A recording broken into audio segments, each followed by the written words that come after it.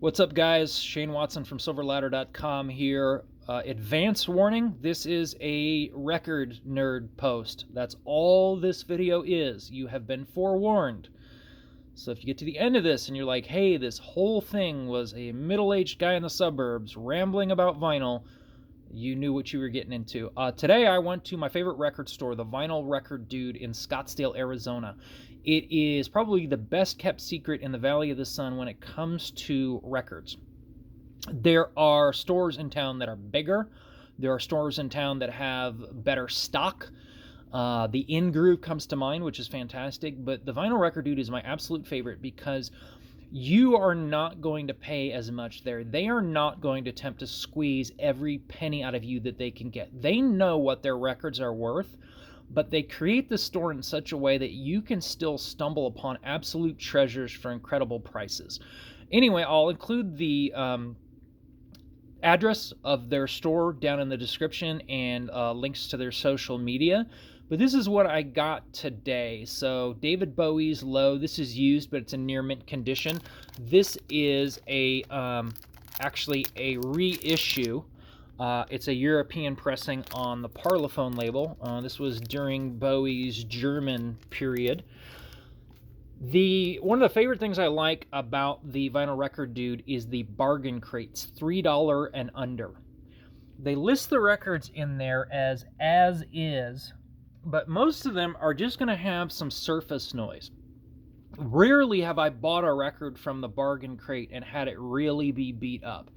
But, you know, the condition they're in for $3, $2, or $1, I'll take it all day long. So here we have Duane Eddy, who actually recorded this album in Phoenix, Arizona, where I live. And the way he got the reverb on his guitar is they actually recorded inside of an old water tank.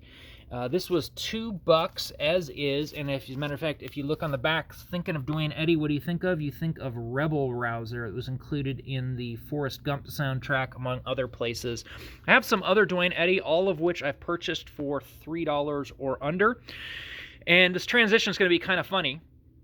I have a feeling I'm probably the only guy that came into the Vinyl Record Dude today and bought Duane Eddy and Post Malone, the double orange LP of Stoney. This I did pay full price on.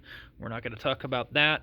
Santo and Johnny, best known for their song Sleepwalk, from the bargain crate, $3 as is. Spike Jones in stereo, some parody music that was very influential on Weird Al Yankovic. Spike Jones is an artist, as is, $3. Creedence Clearwater's Self-Titled, as is, $3. I have a lot of their albums, including Chronicle, which is a best of compilation. I do not have this one yet, and for $3, I'm absolutely going to take it.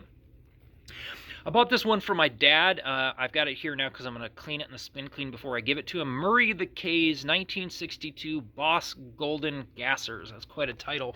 And it's got artists like Etta James and the Isley Brothers, Ben E. King, etc. on there, as is, $3. This was another one, definitely not for me, not my style, not my taste. Don Felder, guitarist from the Eagles. Got this from my dad. He's a big Eagles fan. Used as is, crate, $3.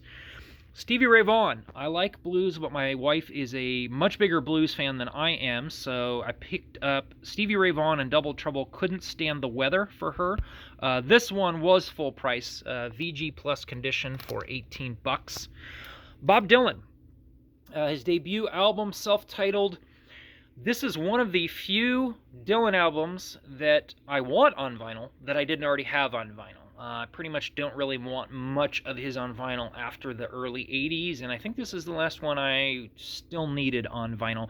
This was back when he was doing a ton of covers. Most of these are not originals, although Song to Woody was a tribute that he wrote to Woody Guthrie.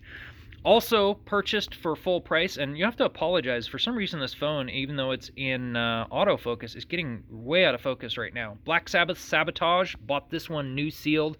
I'm on a huge Black Sabbath kick lately. This was the biggest score from the bargain crate. Rolling Stones, Beggars, Banquet. Just like Bob Dylan, I pretty much own all the Rolling Stones albums on vinyl that I want.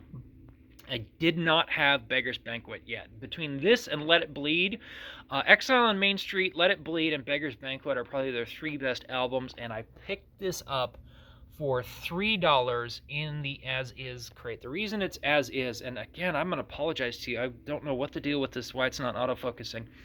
The reason this was in the the bargain crate is because on the side that has Street Fighting Man, there is a fairly nasty looking scuff on that track, but I've seen scratches like that before, and some of them aren't even audible. It's not deep. It's not a one that's going to cause a skip or potential damage to the stylus.